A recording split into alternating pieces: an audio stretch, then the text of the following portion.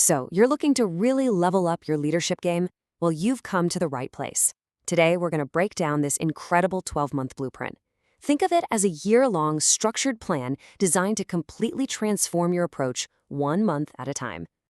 And it all starts with this one big question. How do you actually go from being a good manager to a truly great leader? I mean, that's the million-dollar question, right? It's not some one-off thing. It's a real journey. And this blueprint, well, it's basically the roadmap for that journey, breaking everything down into 4 super manageable quarters. Okay, so where do we begin? Right here in quarter 1. The whole theme is the foundation, and it's all about leading yourself. You've got to get this part right because, let's be real, you can't lead anyone else effectively if you can't lead yourself first. This is all about building that rock-solid personal foundation. Now, if we look at the first 3 months, you'll see there's a really smart progression here. Month 1 is all about extreme ownership, taking full accountability for everything. And that has to come first. Without that mindset, nothing else is going to stick. Then in month 2, we dive into personal effectiveness with the 7 habits. Mastering your time, figuring out your priorities. And finally, in month 3, we lock it all in with atomic habits, building the actual systems to make all these good changes last. It's like this powerful 1-2-3 punch to get your years started off right. A huge piece of that month 2 focus is understanding this difference right here, urgent versus important. I mean, how many managers do you know who are just stuck on the left side of this chart? They're constantly putting out fires, reacting to daily crises. It's just chaos. But great leaders, they live on the right side. They intentionally make time for the important stuff, developing their people, planning for the future. And here's the key. You have to guard that important time with your life. And this simple question, what could we have done better? This is the absolute core of that month 1 mindset. Think about it. In so many teams, when something goes wrong, the first question is, whose fault is this? But asking this instead, it just changes the whole game. It completely shifts the focus from blaming people to finding solutions. It builds this culture where everyone owns the outcome and is always looking to improve. All right, so once you've got that solid personal foundation locked in from quarter 1, it's time for a big pivot. The focus shifts from me to we. This is where you stop just managing tasks and start actually building other leaders. Welcome to quarter 2. The whole vibe of this quarter is empowerment. In month 4, we're getting into tactical coaching with the 1-minute manager. Then in month 5, it's about leveling up your mindset with multipliers, learning how to make everyone around you smarter and more capable. And then you bring it all home in month 6 by tackling team dynamics, using the lessons from the 5 dysfunctions of a team. And I love this framework from month 4 because it's so simple but so powerful. You've got 1-minute goals, which makes sure everyone knows exactly what they're supposed to be doing. Then you have 1-minute praises, where you're actively catching people doing things right. Talk about a momentum builder. And finally, 1-minute corrections, for that quick, direct feedback to get things back on track.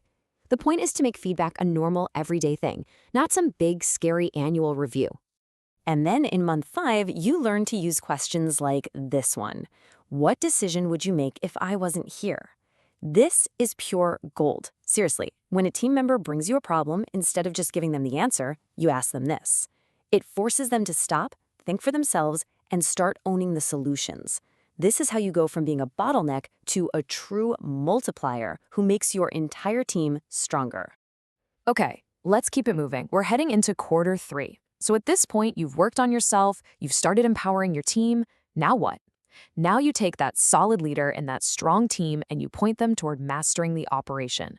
It's all about achieving real excellence in how you execute. This quarter is really about getting everything dialed in. We kick it off in month 7 with a classic, good to great, which is all about making sure you have the right people in the right seats. Then in month 8, we focus on culture and trust with leaders eat last.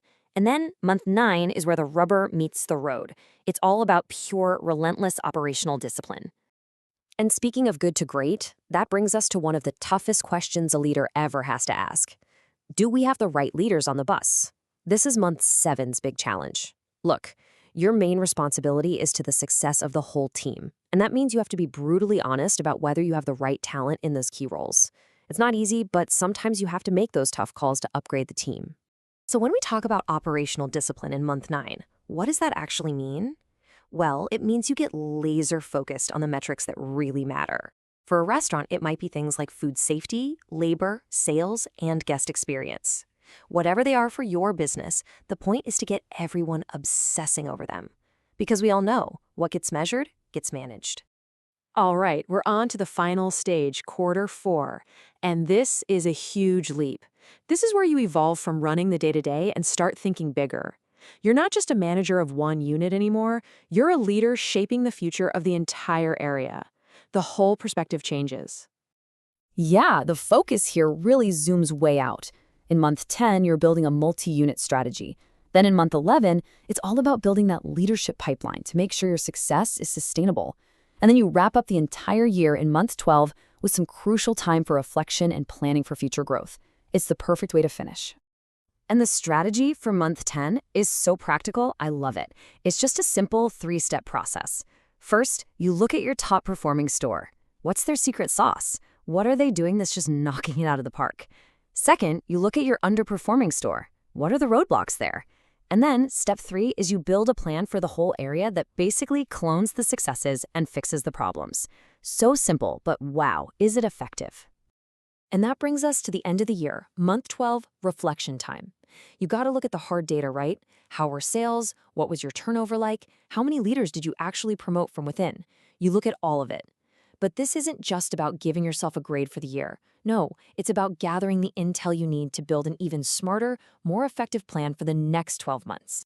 So, there you have it. The full 12-month blueprint to take you from manager to a true leader. The path is all laid out for you. You start with yourself, then you build your team, then you master the operation, and finally, you cast the vision. It's an amazing roadmap. But, a roadmap is useless unless you actually start driving. So the real question is, what's your first step going to be?